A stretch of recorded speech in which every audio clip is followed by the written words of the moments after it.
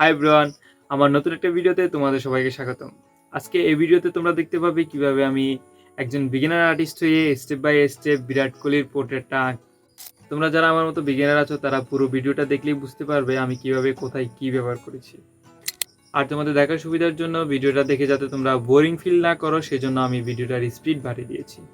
প্রথমে আমি একটা A4 সাইজ পেপারে গ্রিড করে নিয়েছি, এরপর আউটলাইন করে নিয়েছি। তোমাদের আরও একটা কথা বলে রাখি, রিয়েলিস্টিক স্কেচ করার জন্য গ্রিডের সাহায্য নেওয়া খুব ভালো একটা পদ্ধতি। আমার মতো যারা বিগিনার আর্টিস্ট আছো তারা এই পদ্ধতিটা ফলো করলে খুব ভালো একটা স্কেচ করতে পারবে। চলো স্টেপ বাই স্টেপ ভিডিওটা দেখতে থাকি। আর হ্যাঁ, আমার নতুন চ্যানেলটা সাবস্ক্রাইব করে দিও। আর কোথাও কোনো প্রশ্ন থাকলে আমাকে কমেন্ট করে জানাতে পারো। আমার জানা থাকলে অবশ্যই তোমাদের বলে দেব।